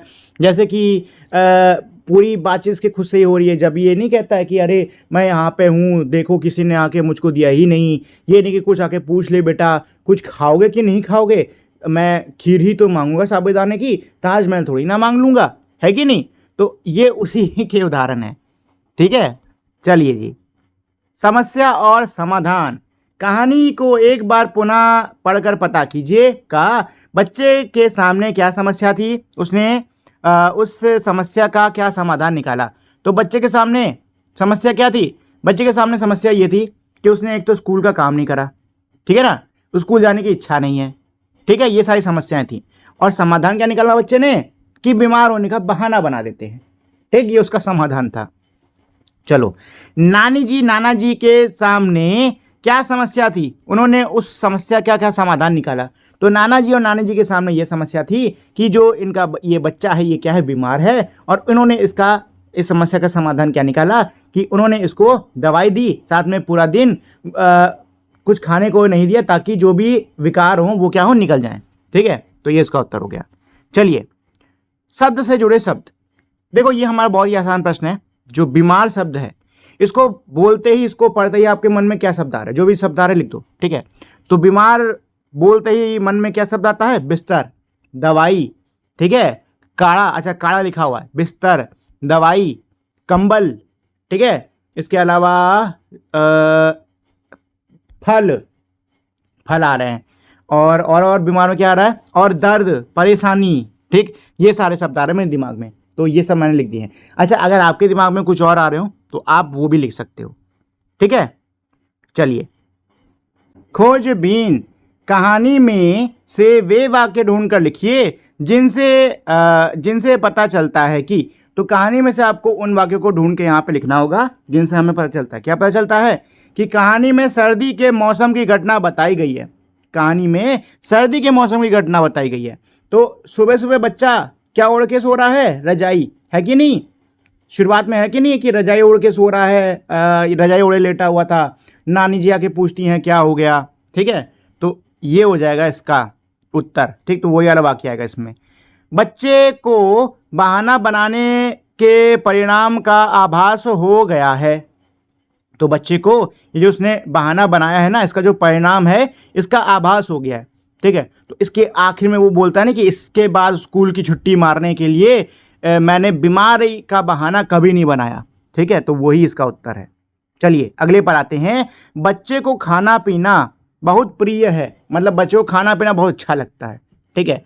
तो खूब लेटे लेटे सोच नहीं रहा था कि गर्मा गर्म कचौड़ी और क्या बोलते हैं अमरूद खाने को मिलेगा, खस्ता और खीर, साबूदाना खीर, ये सब खूब सोच नहीं रहे सपने में उसके, ये सब आ रहा है ना। तो ये वही है, ठीक है। तो उस वाले वाक्य को यहाँ पे लिख देना आप। अगला है मेरा, बच्चे को स्कूल जाना अच्छा लगता है। तो बच्चे को ना स्कूल जाना अच्छा लगता है, तो इसके लिए वो वाक्य है हमारा। जो बच्चा नहीं कहता कि इससे अच्छा तो मैं स्कूल ही चला जाता, ज़्यादा अच्छा होता, ठीक है। तो इससे हमको ये पता चल रहा है कि ये बच्चा घर पे छुट्टी मार के बैठ तो गया है, लेकिन उसको स्कूल जाना ज़्यादा अच्छा लगता है कि नहीं।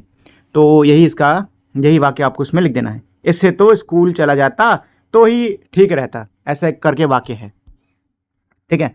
मैं इन परेशान मत होइएगा, मैं ये जो वाक्य है ना इनको मैं यहाँ पर एडिट कर दूँगा, मतलब एडिट करते टाइम पे डाल दूँगा, ठीक है। आप लोग ने शायद देखा भी हो, मैंने कर दिया होगा अभी तक। चलो जी, तो शीर्षक पर आते हैं। अगला प्रश्न है मेरा शीर्षक का क्या कह रहा है कि आपने जो कहानी पढ़ी है इसका नाम नहीं होना बीमार है। अपने समूह में चर्चा करके लिखिए कि इस कहानी का यह नाम उपयुक्त है या नहीं। अपने उत्तर का कारण भी बताइए। क्या कह रहे हैं कि इस कहानी का जो शीर्षक है, जो नाम है, वो क्या है? वो है नहीं होना बीमार, ठीक है। तो अपने समूह में चर्चा करके बताओ कि कहानी के लिए ये नाम सही है या नहीं है, और अपने उत्तर का आपको कारण भी बताना होगा, ठीक है। तो कहानी के लिए ये जो शीर्षक है हमारा नहीं होना बीमार, ये एकदम सही है। क्यों? क्योंकि इसमें बच्चे के अनुभव के बारे में बताया गया कि शुरुआत में कैसे वो सोचता है कि अरे वाह, बीमार होने को तो अपने ठाठ है, लेकिन जब वो बाद में बहाना बनाता है तो उसको बहुत ज़्यादा क्या होता है, पछतावा होता है अपना इस बहाने पर, ठीक है। तो क्योंकि इस कहानी के अंदर बच्चे को एक बहुत ही बढ़िया संदेश मिल रहा है कि ऐसे बहाने नहीं बनाने चाहिए, ठीक है ना। तो मेरे हिसाब से ये शीर्षक एकदम सही है, ठीक है, क्योंकि इस कहानी में बच्चे को बीमारी से जुड़ा हुआ एक बहुत ही अच्छा अनुभव मिला है कि उसको कभी भी बीमारी का बहाना नहीं बनाना चाहिए। चलिए अगले पे आते हैं ख।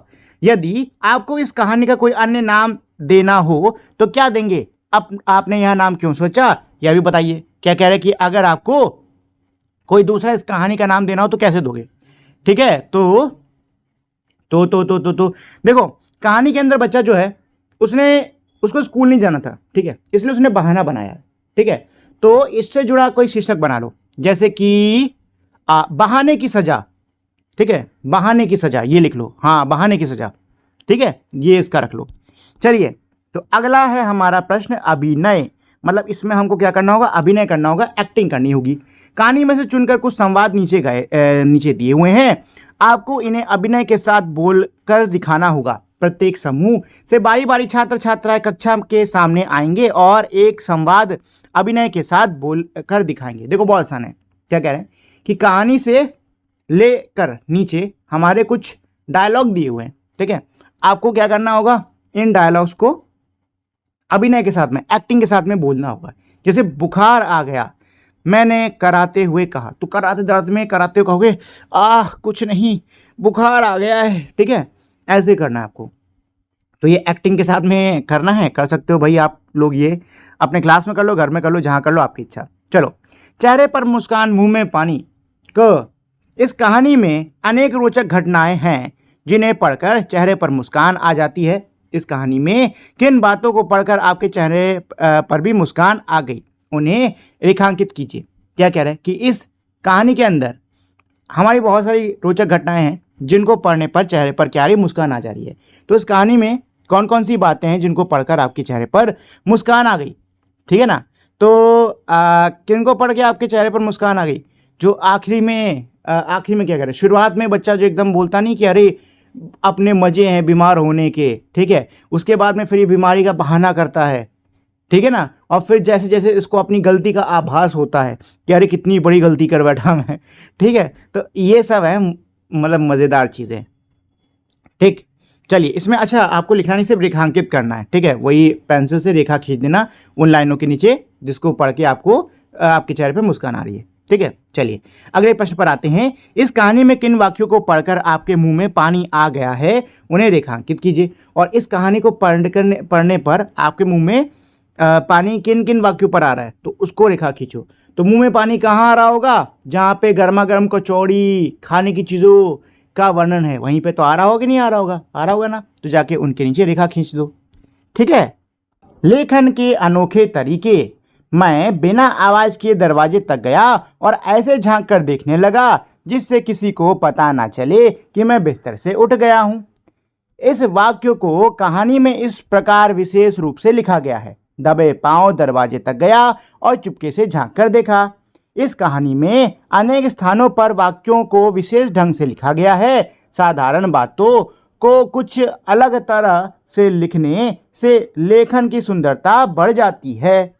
देखिए क्या कह रहे हैं कि भाई इस कहानी में एक वाक्य का पहले तो उन्होंने उदाहरण दिया कि इस कहानी में मेरा एक वाक्य आया है जो कि है, मैं बिना आवाज के दबे पांव दरवाजे तक गया, वहां से झांक कर इस तरीके से देखा कि किसी को पता ना चले कि मैं बिस्तर पे नहीं हूं, ठीक है ना। तो ये जो वाक्य है मेरा काफी खास तरीके से लिखा गया है, ठीक है। इससे क्या होता है, मेरी कहानी और भी ज़्यादा बढ़िया हो जाती है, ठीक। अब नीचे कह रहे कि कुछ ऐसे ही वाक्य दिए हुए हैं, ठीक है। कहानी में आपको क्या करना होगा, इन बातों को ढूंढना होगा कि ये कैसे लिखे गए हैं, ठीक है।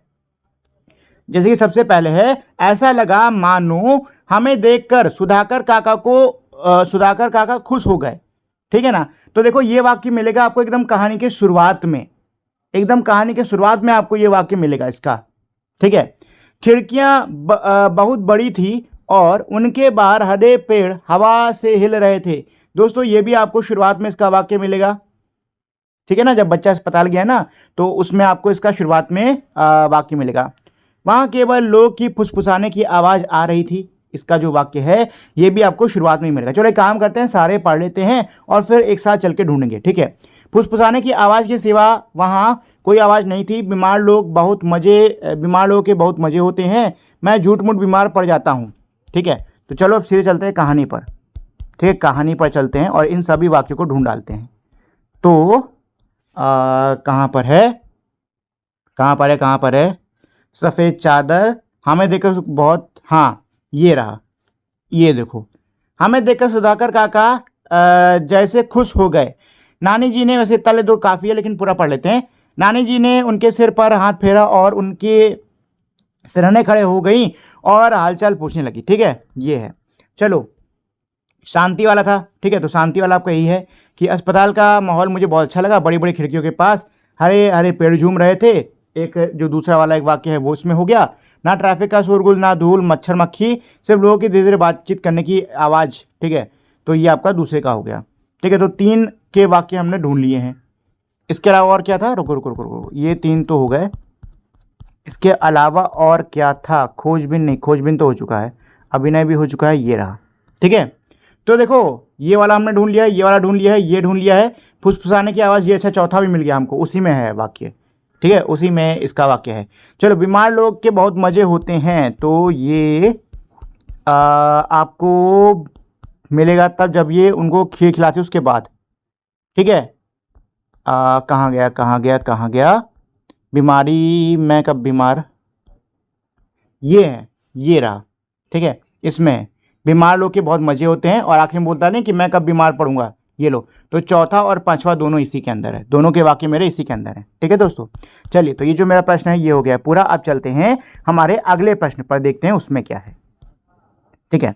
चलिए दोस्तों, तो अगला प्रश्न है हमारा विराम चिन्ह। देखो नानी जी देखें, नाना जी ने रजाई हटाकर मेरा माथा छुआ, पेट देखा और नब्ज देखने लगे। इस बीच नानी जी आ गईं, क्या हुआ, नानी जी ने पूछा। पिछले पृष्ठ पर दिए गए वाक्यों को ध्यान से देखिए। क्या कह रहे हैं? पिछले पन्ने पे दिए हुए जो मेरे वाक्य हैं उनको जरा ध्यान से देखो। इन वाक्यों में आपको कुछ शब्दों से पहले या बाद कुछ चिन्ह दिखाई दे रहे होंगे। इन वाक्यों में आपको शब्दों से पहले या बाद में कुछ चिन्ह दिखाई दे रहे होंगे। इन चिन्हों को विराम चिन्ह कहते हैं। ठीक है, अपने समूह के साथ मिलकर नीचे दिए गए विराम चिन्हों को कहानी में ढूंढिए। मतलब नीचे जो मेरे विराम चिन्ह दे रखे हैं इसको कहानी में ढूंढो, ध्यानपूर्वक देखो, समझो इनका प्रयोग कहाँ कहाँ होता है। ठीक है, तो चलो भाई मैं बता देता हूँ सीधे इनका प्रयोग कहाँ पे होता है।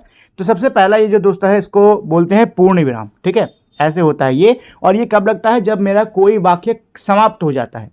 जब मेरा कोई वाक्य समाप्त हो जाता है तब हम इसका इस्तेमाल करते हैं। ठीक है, अगला है अल्प विराम। ये मेरा इसको इंग्लिश में कॉमा बोलते हैं। तो ये अल्प विराम कब लगता है? जब हम एक ही सी कई सारी चीज़ों को लिखते हैं, जैसे कि सेब, केला, संतरा, ऐसे में बोलूँगा ना तो इनके बीच में कॉमा लगेगा। ठीक है, अल्प विराम लगेगा। इसके अलावा वाक्यों के बीच में अगर कहीं अल्प विराम लगा होता है इसका मतलब यह है कि आपको पढ़ते पढ़ते उस जगह पर थोड़ी देर के लिए रुकना है और फिर आपको आगे पढ़ना शुरू करना है। ठीक है, अगला है प्रश्नवाचक चिन्ह। तो जब भी सवाल पूछा जाता है तब प्रश्नवाचक चिन्ह लगता है। विस्मयादि बोधक चिन्ह ये हमारा तब लगता है जब हम किसी वाक्य में कोई मजबूत भावना दिखा रहे होते हैं। ठीक है, दुख की, खुशी की, ऐसी कोई भावना दिखा रहे होते हैं तब ये विस्मयादि बोधक चिन्ह लगता है। और आखिरी हमारा उद्धरण चिन्ह, जब भी हमें किसी चीज पर ध्यान खींचना होता है, किसी वाक्य पर ध्यान खींचना होता है तब ये उद्धरण चिन्ह लगता है। ठीक है, साथ ही में संवाद में भी इसका उद्धरण चिन्ह का क्या होता है दोस्तों? इस्तेमाल होता है। ठीक है, चलिए। कैसी होगी गली, मुझे बहुत तेज इच्छा हुई कि इसी समय बाहर निकलकर दिन की रोशनी में अपनी गली की चहल पहल देखूं। आपने कहानी में बच्चे के घर के साथ वाली गली के बारे में बहुत सी बातें पढ़ी। उन बातों और अपनी कल्पना के आधार पर उस गली का चित्र बनाइए। क्या कह रहे हैं कि कहानी के अंदर घर के पास की जो गली है इस बच्चे के, उसके बारे में आपने कहानी के अंदर कई सारी बातें पढ़ी हैं। ठीक है, इसके अलावा खुद की थोड़ी बहुत कल्पना का इस्तेमाल करके आपको क्या करना है? इस गली का चित्र बनाना है। ठीक है, तो ये चित्र आप खुद से ही बनाओगे, बनाने की कोशिश करना, आसान बन जाएगा। चलो जी, पाठ से आगे। आपकी बात। बच्चे ने अस्पताल का वातावरण का विस्तार से सुंदर वर्णन किया है। इसी प्रकार आप किसी कक्षा का वर्णन कीजिए। क्या कह रहे हैं कि जिस तरीके से बच्चे ने अस्पताल का बहुत ही अच्छा विवरण किया है वैसे आप किसी कक्षा का विवरण करिए। तो कक्षा का विवरण ऐसे कर सकते हो कि कक्षा हमारी बहुत ही साफ़ सुथरी रहती है, सारी बैठने वाली जो कुर्सियां हैं वो एकदम साफ़ और सही हैं, किसी में कोई भी नुकसान नहीं है।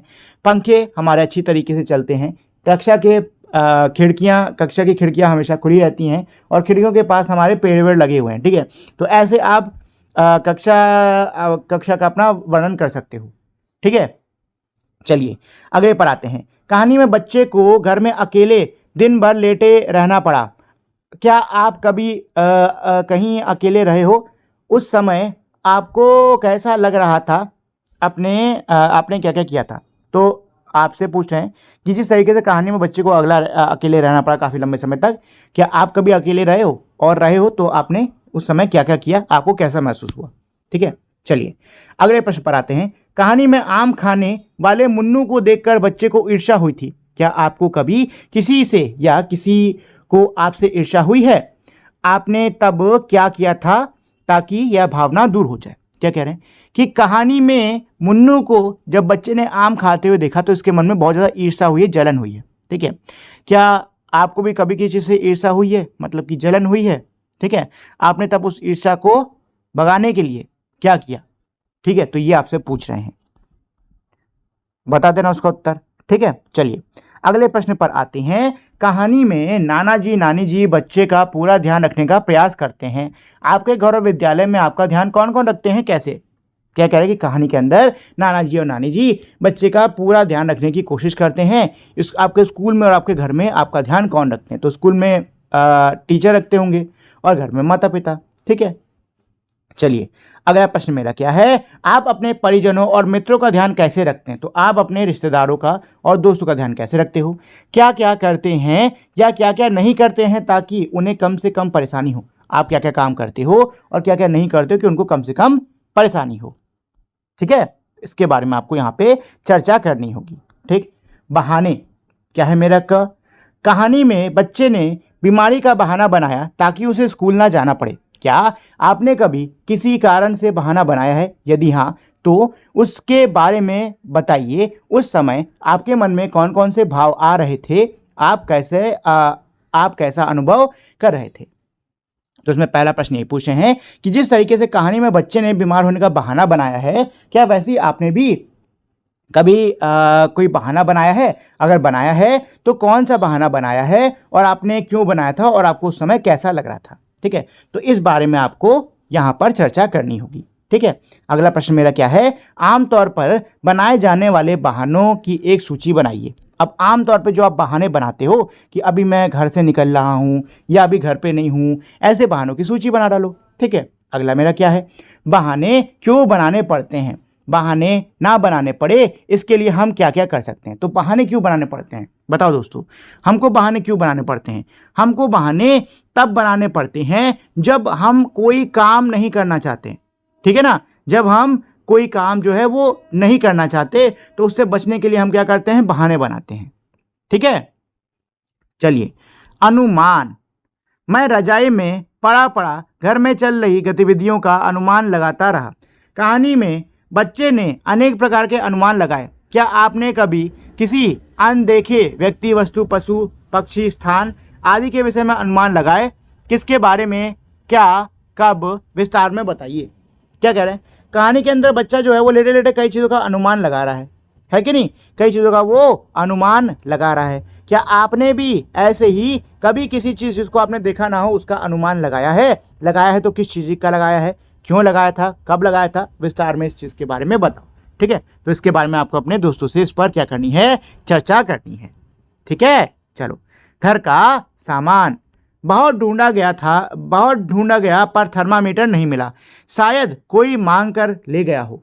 कहानी में बच्चे के घर पर थर्मामीटर, तापमापी खोजने पर वहाँ नहीं मिल पाता। आमतौर पर हमारे घर में कोई ना कोई ऐसी वस्तु होती है जिसे खोजने पर भी वहाँ नहीं मिलती, जिसे कोई मांग कर ले जाता है या हम जिसे किसी से मांग कर ले आते हैं।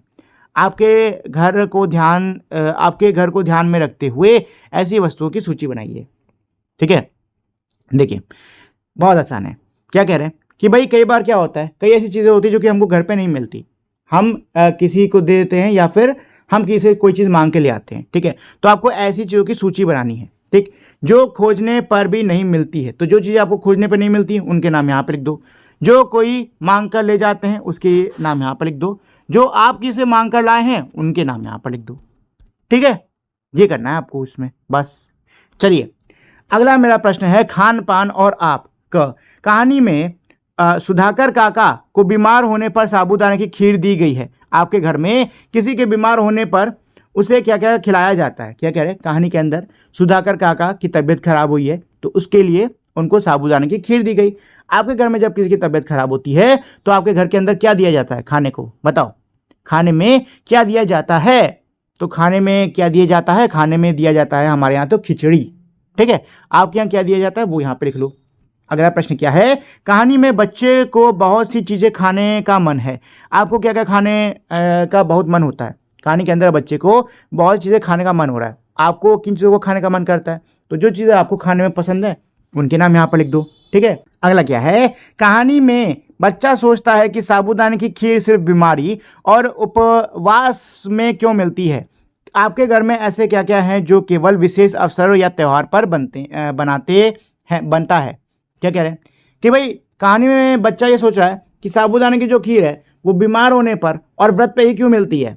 ठीक है, तो आपके घर में भी ऐसी आपसे पूछें कि आपके घर में भी ऐसी कौन सी चीज़ें हैं जो कि खास उपलक्ष्यों पे बनाई जाती हैं। ठीक है, तो देखो ऐसी कई सारी चीज़ें हैं। ठीक, जैसे कि गुजिया उजिया होली पर बनती है। ठीक है, चिप्स पापड़ ये भी होली पर ही बनाए जाते हैं। मिठाइयाँ ये कोई त्यौहार व्यवहार हो गया तभी बनाई जाती हैं। ठीक, इसके अलावा एक डिश होती है जो कि मेरे यहाँ बनती है, उसको बोलते हैं करेल भात। ठीक है, उसमें दाल जो होती है ना उसकी सब्जी बनाई जाती है और चावल होता है। ठीक, और वो साल में एक ही दिन बनता है। ठीक है, ऐसा होता है वो, हालांकि खाने में बहुत बढ़िया लगता है। चलिए अगले प्रश्न पर आते हैं। तो अगला प्रश्न में क्या कह रहा है? कहानी में बच्चा सोचता है कि अगर वह स्कूल जाता तो उसे ठेले पर नमक मिर्च वाले अमरूद खाने को मिलते। आप अपने विद्यालय में क्या क्या खाते पीते हैं? विद्यालय में आपका रुचिकर भोजन क्या है? क्या कह रहे हैं कि कहानी में बच्चा सोच रहा है कि अगर स्कूल जाए तो ठेले वाले नमक मिर्च वाले बढ़िया अमरूद खाने को मिलते। आपको अपने स्कूल में क्या खाने को मिलता है? ठीक है, तो जो भी आपके स्कूल में आपको खाने को मिलता है और जो आपको अच्छा लगता है उसके नाम यहाँ पर लिख दो। ठीक है, अगला मेरा प्रश्न क्या कह रहा है? इस कहानी में भोजन से जुड़ी बच्चे की कई रोचक बातें बताई गई हैं। ठीक है, आपके बचपन की भोजन से जुड़ी कोई विशेष याद क्या है जिसे आप अब भी याद करते हैं? देखो क्या कह कि इस कहानी में भोजन से जुड़ी हुई बच्चे की कई रोचक बातें बताई गई हैं। ठीक है, अब ऐसे आपसे पूछें कि आपके बचपन से जुड़ी हुई क्या कोई ऐसी विशेष याद है जो कि आपको अब भी याद आती है? अगर हो तो यहाँ पे लिख दो। ठीक है, चलिए अगले प्रश्न पर आते हैं। कहानी में बच्चा भोजन की सुगंध से रजाई फेंक कर रसोई में झांकने लगा। क्या आपके साथ कभी ऐसा हुआ है कि घर में किसी विशेष खाने की सुगंध से आप भी रसोई में जाकर तुरंत देखना चाहते हैं कि क्या पक रहा है? आपको किस किस खाने की सुगंध सबसे अधिक पसंद आती है? क्या कह रहे हैं कि कहानी के अंदर जैसे ही बच्चे को खाने की खुशबू आती है तो रजाई फेंक के रसोई घर में झांकने लग जाता है। ठीक है, क्या आपके साथ में भी ऐसा हुआ है कि आपके घर में कुछ पक रहा हो जिसकी खुशबू सुन के सीधे रसोई घर में चले गए देखने के लिए कि क्या पक रहा है? ठीक है, हुआ जरूर होगा आपके साथ में, है कि नहीं? हुआ जरूर होगा। ठीक है, तो जब कोई भी हुआ है इसके बारे में लिख दें यहाँ पर। चलिए आज की पहेली, तो सीधे अब चलते हैं पहेलियों पर। तो भाई पहेली क्या है मेरी? रोटी जैसा होता है ये पर आलू है भरा भरा। आलू का पराठा, आलू का पराठा, आगे जाने की जरूरत ही नहीं है, आलू का पराठा पक्का। ठीक है, यह आलू का पराठा। चलो अगले पर चलते हैं। दाल चावल का मेल है यह तो, भारत भर में तुम इसे पाओ, दक्षिण में खूब है बनता, चटनी सांभर संग खाओ। चटनी सांभर, ठीक है, चटनी सांभर जैसे ने बोला तब मेरे को समझ में आया किसकी बात कर रहे हैं। ये डोसे की बात कर रहे हैं, ये ना डोसे की बात कर रहे हैं। ठीक है, किसकी बात हो रही है? डोसे की बात हो रही है। ठीक, देखो पहले ये मेरा क्या है? ये मेरा आलू का पराठा, ये पहला वाला आलू का पराठा, आलू का पराठा। ठीक है, चलो ऐसे मैं लिख ही दे रहा हूं, टाइप क्या करना फालतू का। आलू का पराठा और ये मेरा क्या है? डोसा। ठीक है, डोसा, ये हो गया मेरा डोसा। ठीक है, चलो तीसरी पहेली पर आते हैं। नाश्ता का यह बड़ा है खास, महाराष्ट्र में इसका वास। तो नाश्ते में महाराष्ट्र में सबसे ज्यादा क्या खाया जाता है? वड़ा पाव। ये मेरा क्या है? वड़ा पाव। ठीक है, मिर्च मसाले से भरपूर, हाँ जी ये वड़ा पाव ही है। तो यहाँ पर लिख दो वड़ा पाव। वड़ा, रुक जाओ, वड़ा सही से नहीं लिख पाया, वड़ा। ठीक है, और पाव, ये हो गया मेरा वड़ा पाव। ठीक है, चलो अगला मेरा क्या है? बेसन से बने चौकोर या गोल गुजरात ढोकला है ये ढोकला, आगे पढ़ने की जरूरत नहीं। बेसन का बड़ा चौकोर और गोल गुजरात में ढोकला बनता है। ठीक है, वैसे और भी बनता है लेकिन ढोकला ज़्यादा फेमस है। ढोकला, यहाँ लिख दो ढोकला। ठीक है, चलो आगे बढ़ते हैं, पांचवें पर आते हैं। ये क्या है? गोल गोल पानी से भर के गोलगप्पा। आगे पढ़ने की जरूरत नहीं है, ये गोलगप्पे की बात कर रहे हैं, बताशों की बात कर रहे हैं। गोलगप्पा, गोलगप्पा। ठीक है, ये मेरा क्या है? गोलगप्पा। चलो, हरे साग संग मुझको पाओ, मक्खन के संग मुझको खाओ। हरे साग संग आटा मेरा हल्का पीला। मक्का, ये मक्के की बात कर रहे हैं, मक्के की रोटी की बात कर रहे हैं। किसकी बात हो रही है दोस्तों यहाँ पे? मक्के की रोटी की, मक्के की रोटी, मक्के की रोटी। ठीक है, उसका आटा जो होता है वो पीला रहता है मेरा, और साग के साथ खाया जाता है। सुना आपने, ये सुना होगा, मक्के की रोटी सरसों का साग। ठीक है, चलिए आग में पकती हूँ, सौंधा सा स्वाद है, साथ साथ खाओ चूरमा। वो है क्या? क्या बोलते हैं? बाटी। हाँ बाटी होगा क्योंकि वही आग में पकती है। ठीक है, बाटी, बाटी, दाल बाटी चूरमा, सुना होगा आपने। ठीक है, चलो गोल गोल और श्वेत रंग का, रस से भरा हुआ है खूब। ये है मेरा क्या? रसगुल्ला। लेकिन छेना है ये, रसगुल्ला नहीं, छेना। सफेद वाला जो रसगुल्ला नहीं होता, छेना, उसकी बात हो रही है। ठीक है, यहां लिख दो सफेद वाला रसगुल्ला, या फिर सिर्फ रसगुल्ला लिख दो।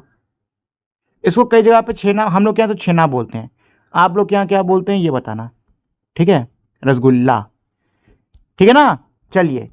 अच्छा दोस्तों, तो ये तो था हमारा पूरा का पूरा प्रश्न, पूरा का पूरा पाठ। उम्मीद करता हूँ आपको ये पाठ अच्छे समझ में आ गया होगा। साथ ही में आपको इसको पढ़ने में मज़ा भी आया होगा। जाने से पहले दोस्तों एक छोटी सी रिक्वेस्ट करना चाहूँगा कि अगर आप लोगों ने अभी तक इस वीडियो को लाइक शेयर और मेरे चैनल को सब्सक्राइब नहीं किया है तो प्लीज़ फटाफट से आप लोग इस वीडियो को लाइक शेयर और मेरे चैनल को सब्सक्राइब कर दीजिए ताकि आपको भविष्य में भी ऐसे ही वीडियोज़ मिलते रहें। तो दोस्तों अब हमारी मुलाकात होगी हमारी अगली वीडियो में, तब तक के लिए नमस्कार।